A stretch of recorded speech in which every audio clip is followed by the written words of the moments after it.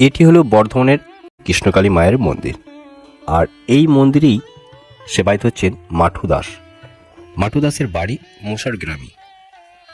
উনি আগে রিক্সা চালাতেন, আর রিক্সা চালাবার সময় যখন উনি বাড়ি ফিরতেন তো প্রায় তাকে শুনতে হতো যে কেউ না কেউ এই জায়গায় দুর্ঘটনায় মারা গেছেন। আর এইদিকে এই সব কথা শোনার পরে উনি কিন্তু ঠিক থাকতে পারতেন না। এমনি খুবই নরম মনের মানুষ এই মাঠু দাস। তারপরেই মা তাকে জানান দেয় যে এই জায়গায় নিয়ে আসার জন্য। তো তারপরেই কৃষ্ণকালী মাকে এখানে প্রতিষ্ঠা করা হয়, আর তারপর থেকেই এখানে পুজো হয়, উৎসব হয়। কিন্তু কারো কাছে কোনোদিন একটা টাকাও চাননি। হ্যাঁ, উনি কি করেন, দুয়ারে দুয়ারে ভিক্ষা করে বেড়ান।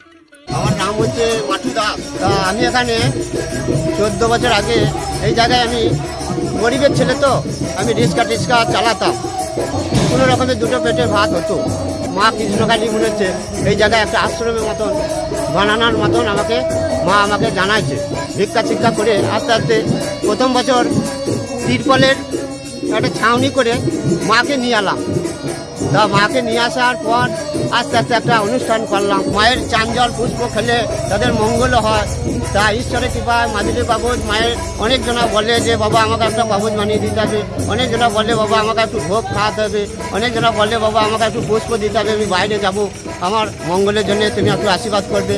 তা মায়ের আশীর্বাদে সবই কৃষ্ণকালীর আশীর্বাদ, ঈশ্বরের আশীর্বাদ। সেবা বছরে শিবরাত্রির পরের দিন মহা উৎসব, হাজার হাজার লোকের সেবা দেওয়া হয়। 5খানা গ্রামের সমস্ত ভক্তদের এইখানে 12টার পর থেকে সন্ধ্যে 6টা পর্যন্ত মানুষের সেবা বছরে দেওয়া হয়। তা জয় মা কৃষ্ণকালী। তাই 14 বছর মৎস্য হচ্ছে।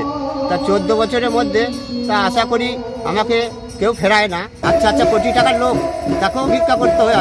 যে একটা হরিনাম যাই হোক, কিছু একটা গোবিন্দর জিনিস যাই দিল তাকেও ভিক্ষা করতে হয়। আমাকে সেইভাবেই ভিক্ষা করি আমি মায়ের সেবা চালাই।